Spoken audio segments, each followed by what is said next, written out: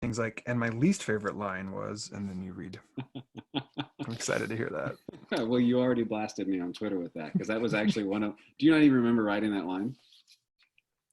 Wait, what line? I asked you, so I had the podcast ask you on Twitter Oh about yeah, what yeah, the yeah. proper ratio of what was it, David to. It's David literally to it's Braveheart. it's Uh, literally in the intro, I think. yes. That's all right. I might ask you again, and now you'll have to answer. All right, here we go. Yeah, everything's recording. Colby Martin, welcome to the show on a late evening for me and early evening for you because we live on a continent that also happens to be a country. But I'm excited that you're here. What up, Seth? This is good. This is Yeah, good. It's good to see yeah, you. It's good to meet you. It's good to be on. yeah. I'm realizing now, and the people that can't see the video won't know this, but the book cover matches your wall there, and I'm Yes. wondering if that was an intentional. Like, did you choose the cover intentionally? No, no, no. We chose the house color intentionally. So every To time I match the launched a book. book, we just rebrand the entire house. That way, whatever selfies taken, whatever videos, or just everything's on brand for like 3 years. Really? And Oh now, and goodness. now, people I who aren't patron supporters who don't get the video are gonna have to go get the video just for that moment. So I haven't laughed like that in a few days. So I don't know if you know this or not. You probably don't. So I work at a bank, and so my life has been overtaken with the payroll protection loans, oh, and it has not been filled with joy. It's actually been filled with a wow. lot of I'm trying the best I can here. So I really appreciate that laugh. I haven't laughed like that in a while. Good. Um, well, what do you want people to know about you when you're like, all right, I have 90 seconds. Here's what makes me me. And I mean outside of the platitudes of I'm a husband, I'm a father, I'm a human being. Like, Oh, what are the geez, there goes important? my favorites. Yeah, like what are the normal? Like, what are the important things for you that you're like, if you don't know anything else about me, here's what you need to know.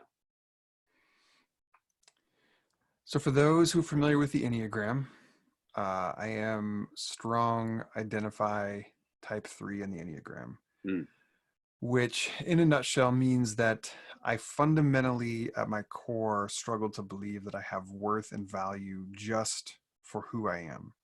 That I have, along the way, through a combination of nature and nurture, picked up messages that has instilled inside of me a belief that I am only worth that which I can produce and achieve in the world.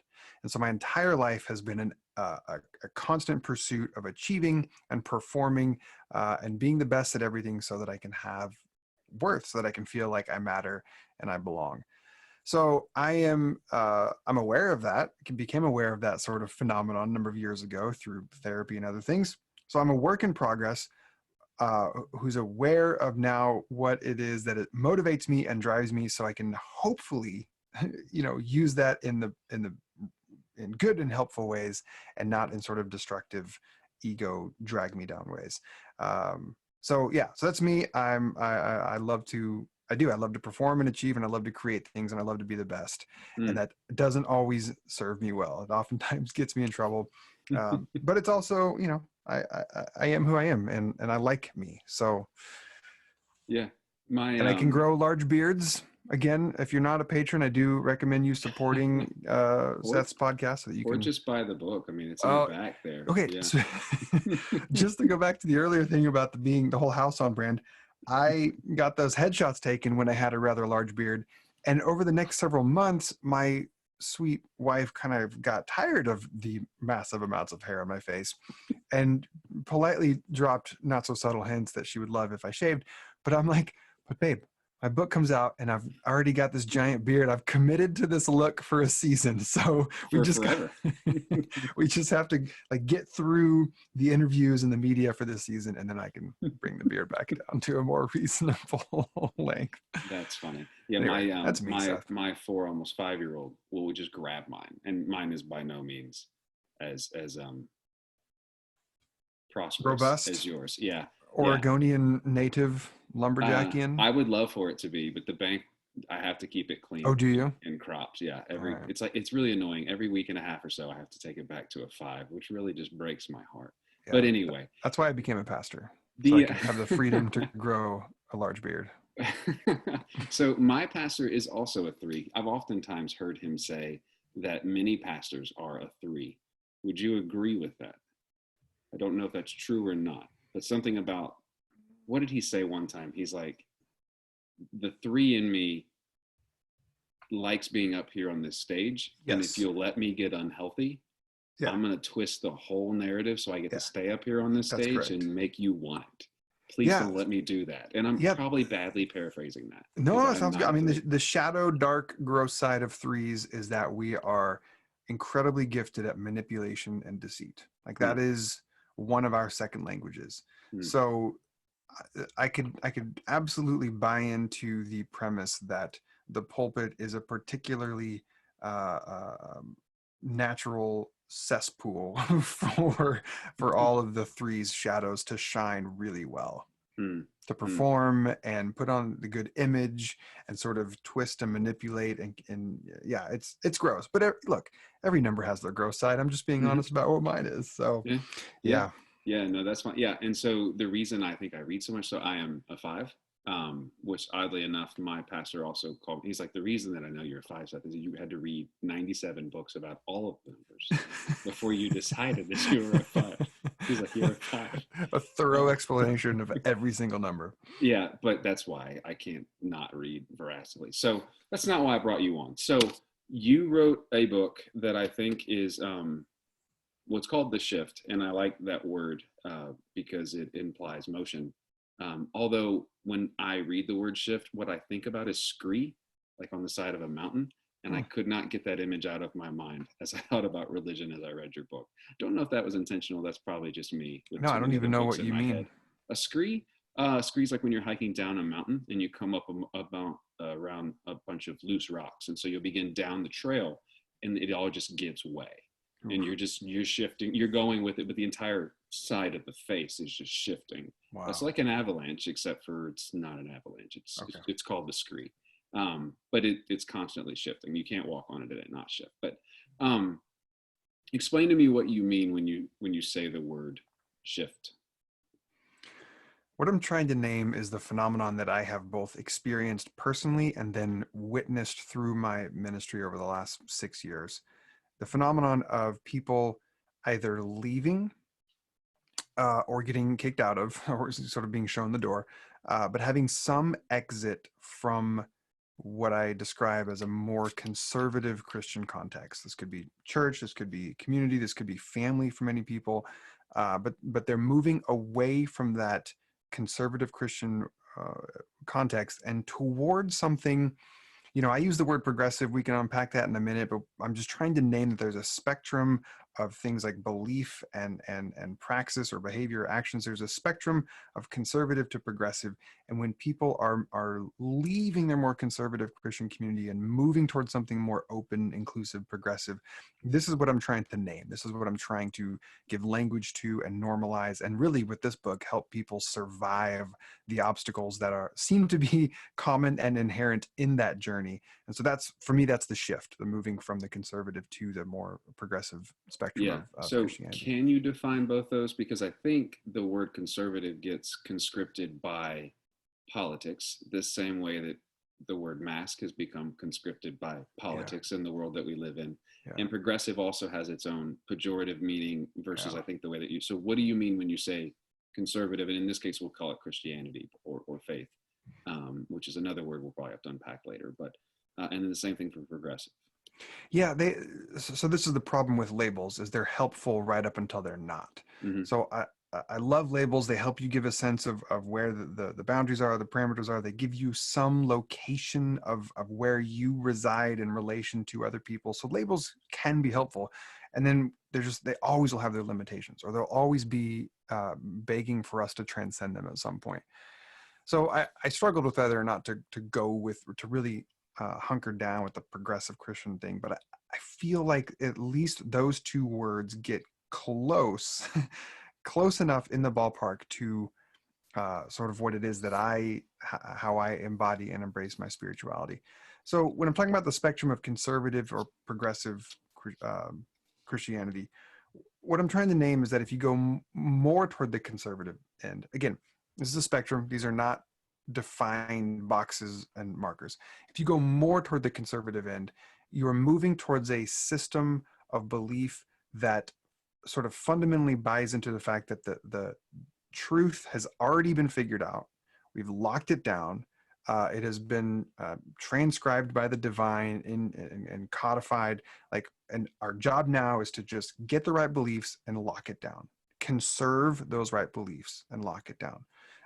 We already have the truth revealed to us. The most important thing is that you believe it and then don't move from that.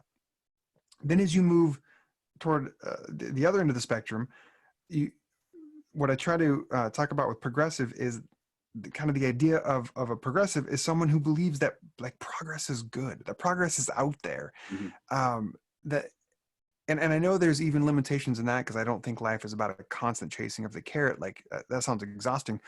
But the point is that growth and transformation and evolution and expansion of consciousness, all of these I think are good things and should not be feared. They're feared by conservative because, again, it's over here. We just want to lock it down. And so on the conservative to progressive spectrum, we're talking about people who are moving towards something more open, more curious, more comfortable with ambiguity, certainly more open to the idea of paradox. So that's kind of the conservative progressive. For me in the book, I say that a progressive person, I kind of create 4 markers that I say a progressive person is at least these 4 things. Or if you are these 4 things, then you at least sort of fit within what I'm labeling a progressive. And I'll just hit those really quick. One is that the person is affirming of LGBTQ people. Mm-hmm. That has become a rather fascinating litmus test in Western Christianity over the last couple decades, where if you are basically affirming you're okay with gay people, then you are just instantly catapulted into the progressive end of the pool. Whereas if you are not affirming, then you are probably more labeled towards the conservative side. Number 2, a progressive person has a degree of comfort and appreciation for the sciences. So we understand that biology and sociology and we understand that those things help reveal more truth, and we're not afraid of what they might have to offer. Whereas more towards the conservative spectrum, yeah, we've got contention against climate change. We've got the idea that the Earth is only 6,000 years old. Like scientific truth becomes a threat over on the other side. Number 3, like I mentioned earlier, there's a sense in which progress is good, and you accept change and transformation as a part of life. And then number 4, I think as well, another marker is that you can talk about how people accept and understand the genders as it relates to the equality of men and women. Mm-hmm. So if you move more towards the conservative end of the Christian spectrum, you're going to find yourself in places where men are better than women. Men are superior to women. Mm. Even if it's 51-49%, at the end of the day, they'll be like, man's the head of the household. And so there's like a hierarchy there. Move towards the progressive end, and you've got much more egalitarian postures of men and women are both. God made them both in the image of God. So, yeah. All right. So that was probably longer than it needed to be, but that's okay. how I would define progressive. No, I like those because it gives me room to edit if need be, but I'm not going to because I liked all of that. All right. So I do want to come back to gender because honestly, that is the page that I have marked here to ask a question about. But I want to ask a question a bit about litmus tests. So I find, and I think it might be partly because I do a podcast so openly that people will just ask questions. I don't know why, because I'm not qualified really to answer any of them, but I point people in the right direction. Or at least other directions, and give no answers because that's not my job. Probably not yours either. Maybe it is, but it's definitely not mine. I'll stick in my banking arena and that's it. Yeah, I'm good at that. I find that when people will be, they'll shift to use your word, but it's the correct word. They'll shift their belief from A to B, and they'll become just as rigid in that other belief. But oftentimes they have a similar lacking amount of knowledge to back up why they shifted. They know that they should be shifting, or they feel like that's what the Spirit's calling them to, or whatever. But then I'll ask them why, and there's no grounds to stand on. So I'm curious your thoughts on that a bit. Of when people are shifting, you're like, well, why do you believe that homosexuality is fine? And you're like, well, I think that it's not fine. Why do you believe that it is fine? Well, I listened to a podcast, or I watch got Modern Family. Yeah. Yeah, and some of that is culturally it's becoming more acceptable, and it's on more and more. But that's not really an answer. Like that's just a thing. Yeah. Okay. 2 thoughts. The first is I love that that's even like you said earlier, you're an Enneagram 5. And so for you, the idea that someone would not have like an answer for what they're like, some way to back up and articulate their conviction Fair for you enough. is like, what's wrong with you? You're doing it wrong. Fair But other enough. people may not necessarily need to have such data to hold a conviction as um, dearly or securely. So that's just one observation. Is your question makes sense knowing now what I know about you? Um, the other thing I would say is this: I have um, I have come to learn that by and large, as humans, we do not come to like a mental decision about something, which then trickles down to how we feel about it. More often than not, and almost exclusively, we end up feeling a particular way about something and then come up with the mental justification for why we feel that way. Like this is really how human cognition works. Is our brains are just slightly behind our hearts, if you want to use those two metaphors.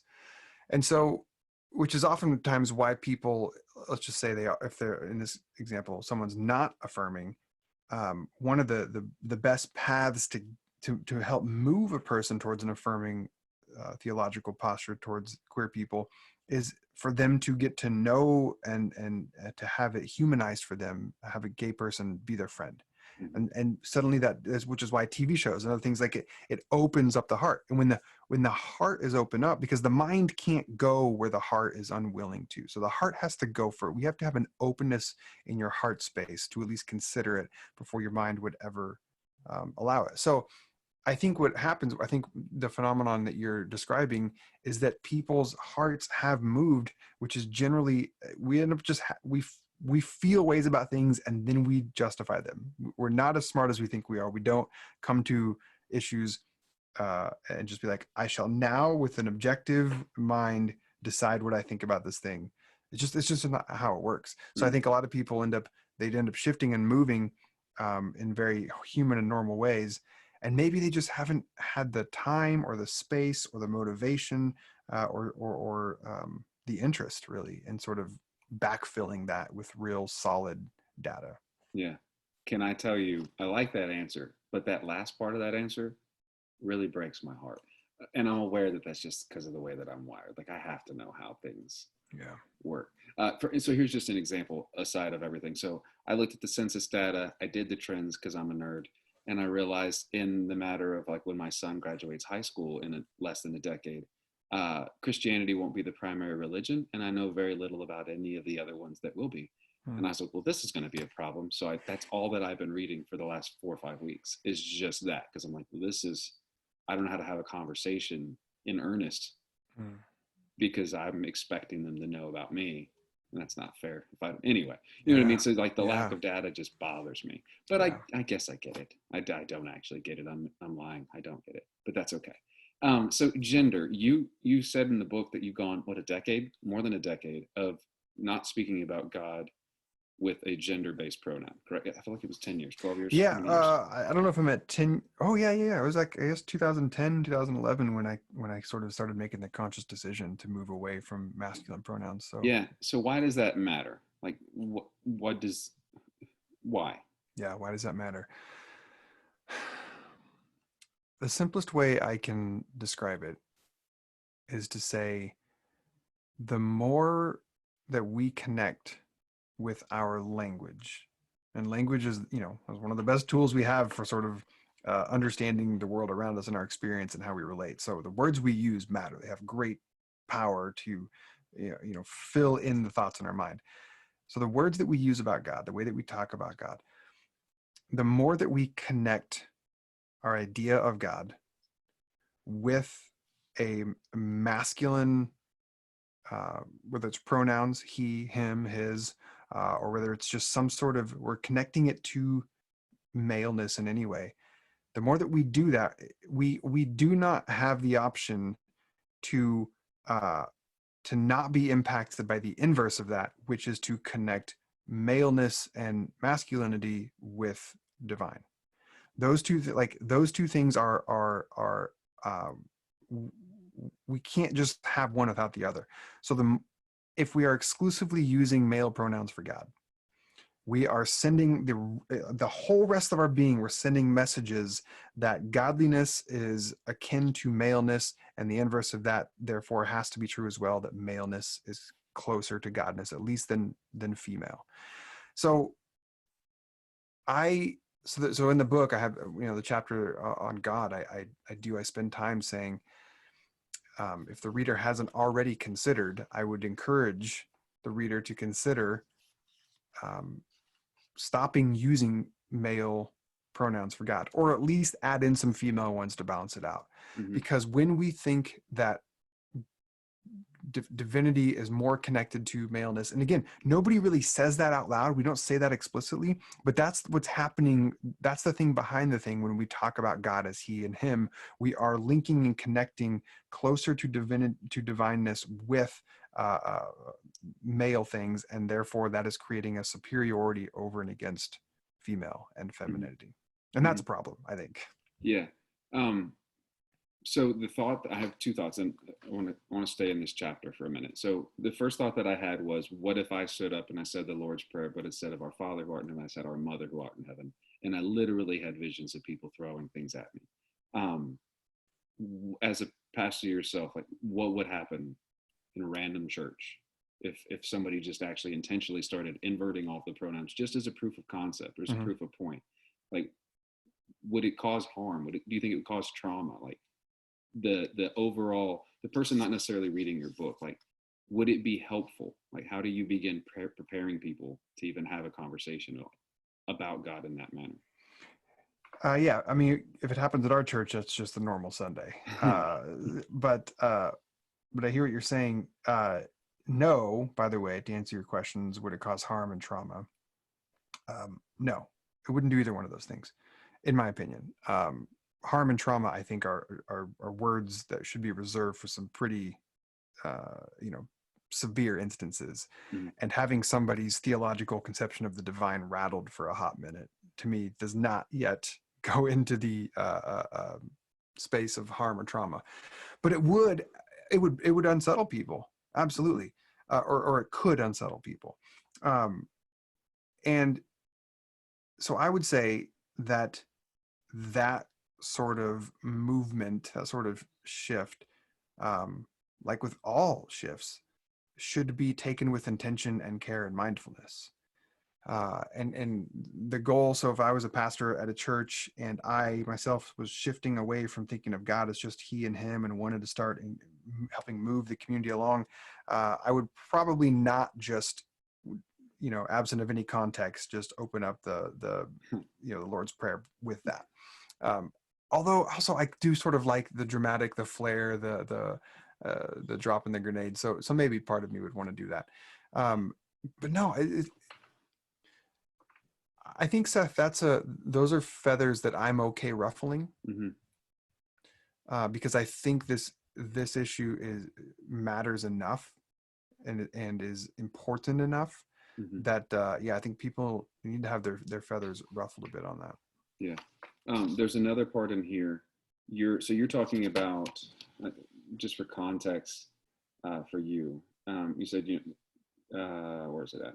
You shared the fact that you stop referring to God as a he, as it illustrates a process of journeying toward a more progressive expression of Christianity.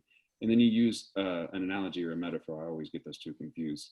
It's like a series of falling dominoes, and the sequence of the dominoes, which domino knocks down which belief, and what order varies from person to person. And I get that. I understand that, because for me it was very similar. If I go back through my journals, I can see like one thing to the next to the next. Yeah. But as I actually was reviewing, that made me go back and review. There are some sections of that journal that have more gravity. That domino is a bigger domino. Yeah. So for you personally, what are a few of those dominoes that you're like, yeah, when this one fell, that one caved the floor in? Like, some of them just fell and it wasn't a big deal, but this one caved maybe the floor in, maybe your family's floor in, because they're parallel to you as they live with you or whatever. What are some of those dominoes that had more weight? Yeah, well, so my first book was in part dedicated to telling the story of the domino that changed everything, which Hmm. was the theological inclusion of LGBTQ people. So when I shifted on that sort of more traditional belief, that had a resounding impact on me vocationally, because I got fired from my Hmm. job just for having a different theological point. So it really altered the course of my life. But then it also had a significant sort of slippery slope. A lot of people on the conservative end of the spectrum talk about, oh, be careful of slippery slope, and they're not wrong. This is the thing; they're not wrong. Like, it is, once you start Hmm. asking questions of things that have been fundamentally held and been resistant to questions, it does open up a just sort of an onslaught of questioning this and questioning that and questioning that. So I think many people, and this was my experience, is that the LGBTQ, once you have sort of shifted on that, then you do start asking, well, what else has the church sort of held on to for a great many number of years that I personally haven't really spent any time asking questions about? And that was, that domino led to, for me, the domino of moving away from a complementarian view of men being better than women and moving towards a more egalitarian view of men and women. And then the other significant domino, I would say, is one that I'm still unsure what to do with, but it's the idea of God perhaps not being a being.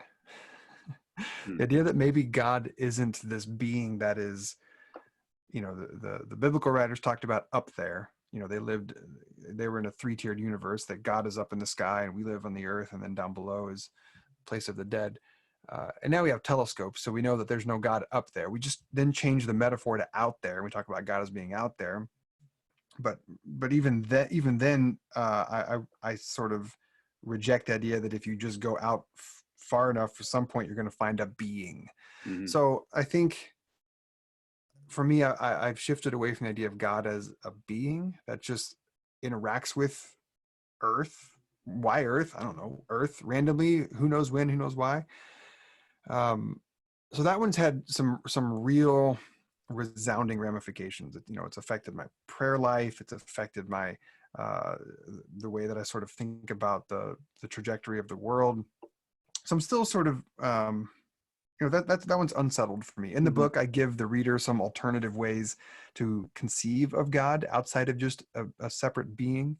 Yeah. So some of those have been helpful for me. Yeah. I feel like But that's been a big domino. isn't one in the book? I think you call it an event. God is an event. Event. Yes, Yeah. God as event. Yeah. Yeah. I like that. Had Yeah. you come across that before? Not in that way. But I've approached that question from a different angle personally, Mm-hmm. on like what, like I just, so Colby, just for me, like I find hell as a metaphor, Mm-hmm. not as a literal place. Because if it's not a literal place, it has to be something. And so it's got to have literal, a literary way to be relevant. So I find hell as like anytime that I actively choose to break shalom. And that shalom would be when I actively choose to help create God's kingdom. And so, and when I read you saying event, it's me partnering in this event or Yeah. party or Yeah. creation or manipulation of matter or whatever you want to call it. Like there's not, the best way I've ever been able to describe God is it's a metaphor that I don't have words to explain personally. Yeah. And so I don't have a good way to explain. Yeah. Okay. It's just not actually possible at all. So there, I literally laughed out on the couch when I read this part of your book. So in this section where you talk about weaponizing the Bible, and you're right, someone that is shifting towards progressive, for those that haven't read the book, and again, you should read both of them. Actually, they're both very good. The people would just quote scripture at you, to which I usually also, to be a jerk, will quote back that you search for God in the scriptures, but you're missing it. I'm right here, which is a bad paraphrase of Jesus. Of you keep quoting scripture to me, but Jesus said you're still missing the point. They don't usually get that though. But there's a part in there where you're talking about weaponizing the Bible and what the Bible says, and I would like to talk about that a bit. But then you talk about like getting an email or a Facebook page with just a random Matthew section or a random Isaiah verse, and then I'm assuming you did this intentionally. You just randomly dropped three random verses with no context there, That's right. which I then stopped Of and looked course. up, which Good. makes which makes you a punk. I have to assume that was intentional. Um, yeah. So, what do you mean when you say that people weaponize the Bible? Yeah. Uh, well, yeah, they cherry pick, which we all do. And the quicker people can get on board with the idea that we all pick and choose, the Hmm. better, because we do all pick and choose, and there's nothing wrong with that. But in my more conservative evangelical days, there was a strict denial. We don't pick and choose. We take every word, As long as at Paul said face it. value. That's right. Um, so so let's just acknowledge, okay, yes, we do. We prioritize some verses more than others. And we recognize that the Bible contradicts itself. And so we have to sometimes sort of make choices about what to do with that. So when people weaponize the Bible, my experience has been they find, kind of like you did with the whole, quoting or borrowing Jesus, we find these verses that support our feelings. This is to even go back what we talked about a minute ago, where a person's feelings. So in this scenario, someone is maybe witnessing a friend of theirs or a family member, in their mind, leave the faith. So they have the capital C concern for their friend that is asking questions, or having these doubts or beliefs, or no longer practicing the religion that they had once practiced. And what's happening for them is that inside their beings, all of their fears and insecurities are getting triggered. They're all getting activated because we have been given a system that tells us that the most important thing to God, that the thing that God cares about most in the whole world, is what human beings believe. The ideas that we hold between our ears, we're told, is the most important thing to God. We have to believe the right things.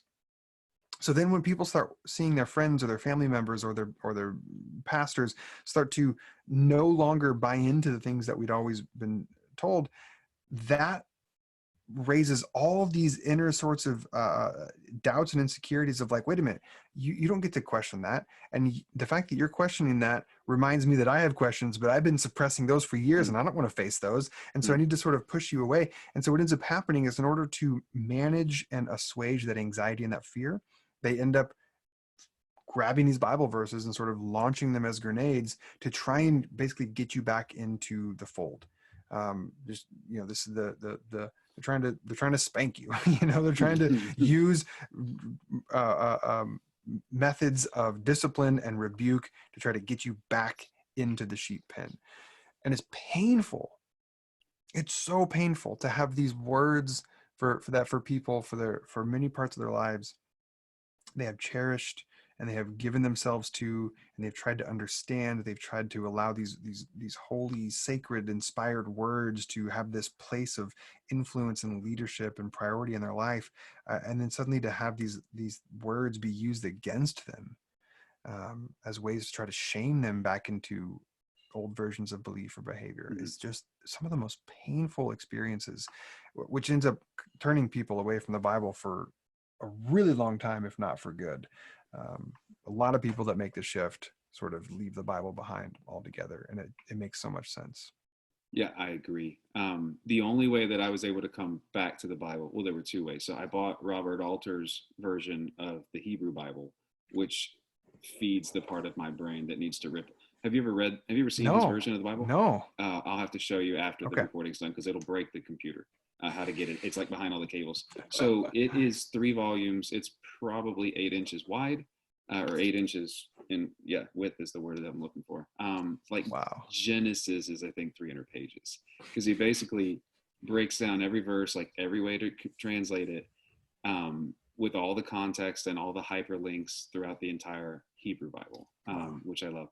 And then there's a version of the Bible, Bibliotheca, which basically stripped away all of the verses and all of the chapters and all. It's just basically, here's John, more like a scroll, Mm-hmm. which made it more narrative for me, and I could begin re-engaging in it.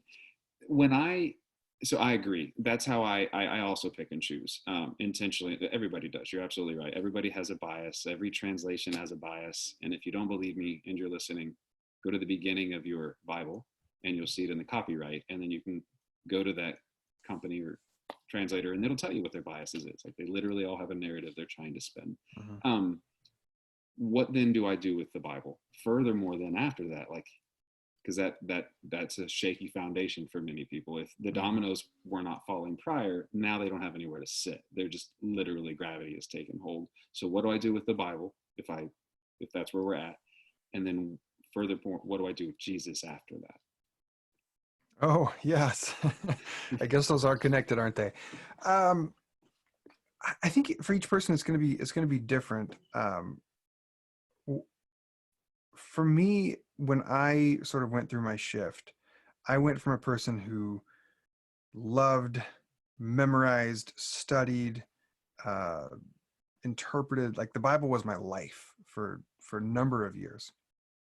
Uh, and in that system, the goal is to get the right belief and to lock it down. Mm-hmm. And so there was really, the assumption was there's only one way, there's only one correct way to read the Bible. Now, of course, throughout history, there have been thousands of ways that people have read the Bible, but the illusion is that there's just one singular way. Now, who got it the most right and when? Who knows?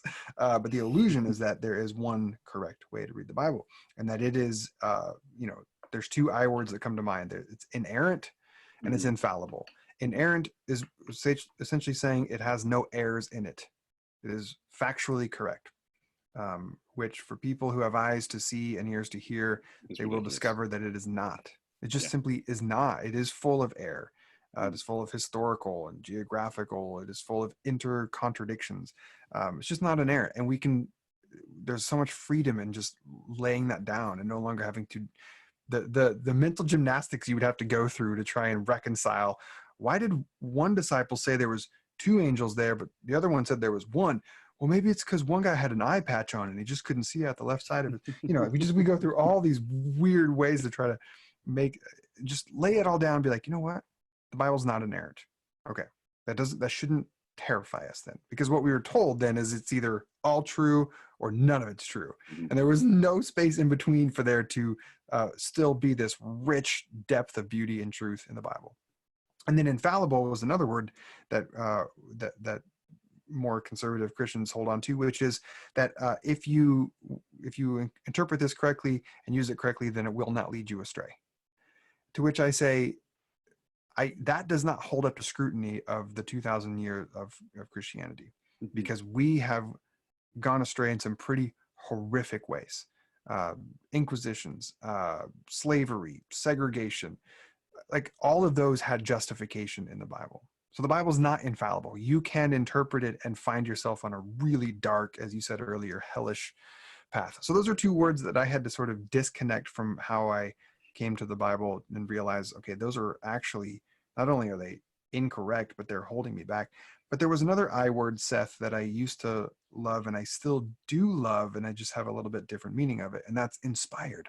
So I actually still do think that the Bible is an inspired library, an inspired collection of stories and poems, and letters, and it's this hard fought wisdom, this insight into what it means to be human, this trajectory of how these groups of people have tried to figure out who they are and who they are in relation to themselves and who they are in relation to one another, trying to figure out what is the meaning of life, like who or what is behind this whole thing.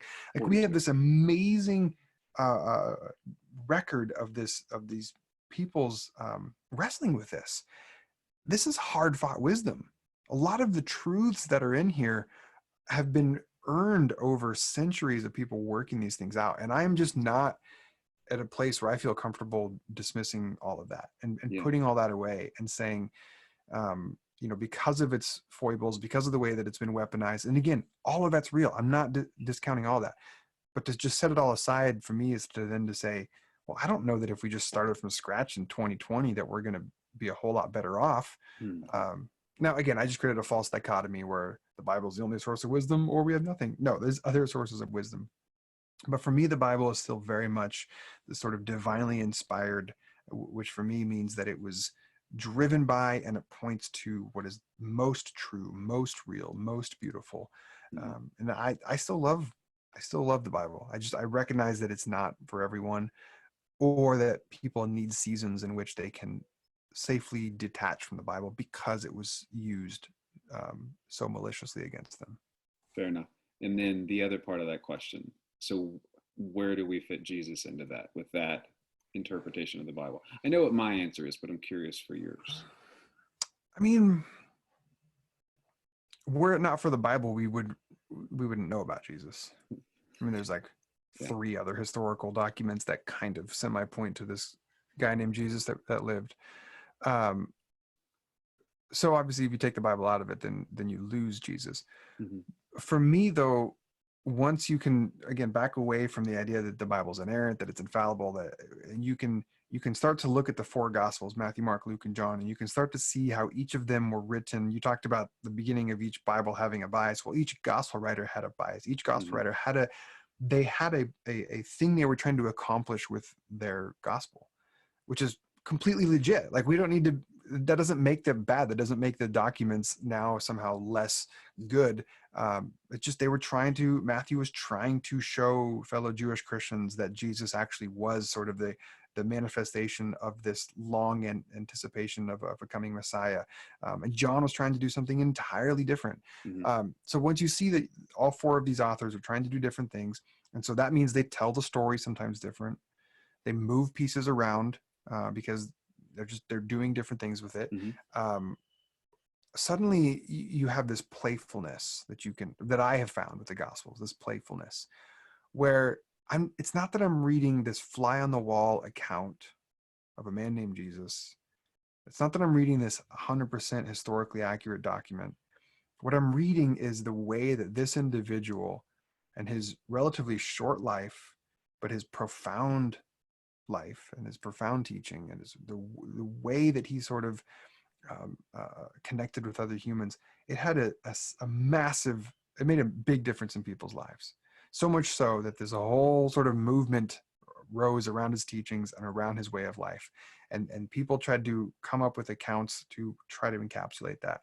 So I come to it and I'm like, what were they sort of so driven by and so fascinated with? And how did it make a difference in their life? And is there anything, what's the parallel in my life? So yeah, the connection between Bible and Jesus is necessary because we need it to sort of understand the picture of Jesus. But my hope is that we can have a larger, more playful picture of Jesus and not lock ourselves into this expectation that everything that is said in the Gospels was actually said by Jesus. Yeah. No, it really wasn't, and that's okay. That's okay. Like the Gospel of John, good chance that most of the things in there Jesus didn't actually say. But the person who wrote the gospel was trying to communicate particular things that were true for them about Jesus, and that just doesn't threaten me anymore. It used to be really threatening, and now it's not. Yeah, it doesn't threaten me either. I'm gonna tell you about a different book when we're done with all this. Great. I think you'll enjoy it. If you like big books. So if we take the last, if we do what? And I cannot lie. I like big books. That's an entire. I cannot lie. No. Well, then, can I say this at church? Absolutely. Why? Well, you did already. So take that last 15 minutes where we talk about inerrancy. I mean, and there's a lot in there. If there's a part, I forget where it is in Exodus. I remember reading it a few weeks ago. It talks about don't do this on the Sabbath, but the Sabbath doesn't come for like 2 chapters later. And I'm like, well, that's cool. I could picture myself going again in a literal interpretation. Like, you said, don't do it on the when. What is that? I won't do it. Tell me what it is so that I know what to not do. Yeah. It just doesn't make any sense. Yeah. So at the end of all of this COVID-19 thing, and we're allowed to sit down with our family and our close friends, or even people in our church, and like, hey, Colby, what have you been learning? What have you been praying about? What is God showing you? Tell me about what's happened since I haven't seen you in 4 months. And you go over what you just went over the last 10, 15 minutes. Or say they read your book and they're like, I've been waiting to see you. We kind of need to talk. I struggle personally with having this type of conversation with my family because they're just not comfortable with it. And it's not healthy at all. How do I do that? Like, how would you advise people? And there's a lot of those people that, if not, this podcast is not in a vacuum. Like, there are many like this. How does that happen? Like, as both a pastor and then as someone that I'm sure has had these conversations with people pulling you aside, like, I don't know what to do. Like I can't talk to mom anymore. I can't talk to dad anymore. Yeah. I'll say a couple things. One is that you are not responsible for anyone's journey other than your own. Mm. You're really not. And I know that in in my more conservative evangelical days, there was great enthusiasm for an expectation around. Oh, sorry, you probably hear my dog barking. Um, It's all right. I'll let her get them all out, and then I'll maybe start over so you can edit that out. Although some people get the unedited version, so That's you're true. welcome. They'll get the answer twice. So I would say, first of all, that you are not responsible for anyone's journey other than your own. You're really not. And I know that in the more conservative evangelical world, there was earnest expectation that we would convince people of particular theological points, so that we would save them from some sort of eternal damnation. Mm-hmm. And so, really, a big part of the emphasis in conservative Christianity is apologetics, which is like how to convince people of the right answers. And so what ended up happening is we carry then with us all this anxiety about what our friends and family believe. And Seth, they can feel that. Like, I don't know if you can relate to this experience, but I can remember now looking back at the times in my life when I was the most, like, what I call oversaved, just incredibly eager and earnest to spend every conversation about Jesus, try to save everybody. I carried with me this like shaming sense of disappointment towards people who didn't believe what I believed. Mm-hmm. Not intentionally, not explicitly, but people feel that. People, if you think that another person is going to burn forever because they don't have the right beliefs, they're going to feel that energy from you. Okay. My point is just to say that Mm-hmm. once we shift away from that sort of mentality, um, really, it's important that we let go of any sort of obligation we might feel to try and control or steer someone else's spiritual journey. I start there because part of me wants to say, in your scenario, when someone starts asking questions, let's say you're listening to this and you've shifted on some beliefs, and you've maybe sprinkled breadcrumbs here and there enough to where your friends and family are starting to pick up on the fact that you maybe are no longer a part of the community that used to be a part of. um, my pastoral advice to those people is, like I said in the beginning, let go of any sense that it's your obligation to move them along. To the extent that I have shifted in my theology, I've shifted in my religious world, I think is very little to do with me. I think a lot, when you start to look at the things that actually happened in my life, a lot of those just felt like these moments of grace that really didn't, I can't take a whole lot of credit for it, Mm-hmm. which is my way of reminding myself that, oh yeah, I if I can entrust my own journey to God, then I need to practice entrusting other people's journey to God, and trust that wherever they're at, first of all, makes a whole lot of sense because of how they were probably raised and the systems they were in and their life experience makes a whole lot of sense. And I really just need to trust God in their journey. Any sort of time people want to get into arguments with me or try and debate with me, I just have very little energy for that. I will try to get out of that as quickly as possible by just saying, I just think we believe differently, and that's okay. That's just not how I see it, and that's okay. And if people really want to keep pushing and really want to debate you on it, all I would say is, to the extent that you can, have a non-anxious presence that lets them know that you know that it's okay. Like, oh yeah, I can see why you think that makes sense. Yeah. And then finally, I think one of the roles, that best things we can do is just be like midwives for each other, where we're just standing alongside one another, holding each other's hands, being safe, non-judgmental, loving presences, so that the people in your life, they know you're not judging them. They know you don't think less of them. You're not looking at them with any sort of condescending, like, well, I've shifted and evolved, why won't you? No, you're just this loving, non-anxious presence, which signals to them that if and when they are ready to finally start asking some questions they've been really afraid to ask for a long time, Mm. May you present yourself in such a way that they know you are a safe person to start to explore that with. That's really, I think, the best thing I can encourage people to try and be. Yeah. Yeah. I like that. I'll also say that's extremely hard for someone with my personality. Yeah, I can see To that. not spew out like, but that's not what it says in the Greek or whatever. Yeah. Yeah. So two questions. One should be fairly quick, and then the other, who knows? So to play on the very beginning of the book, in the non-existent biblical manhood that should exist, you equate to it at the beginning of your book that there's some magic mixture of King David and Braveheart, and I just really want to know because I'm trying to raise a godly man above me Dear while he Lord. sleeps. What is the correct ratio here? Just if I'm trying to make that mixture. I, I would recommend probably 60% David, 40% Braveheart.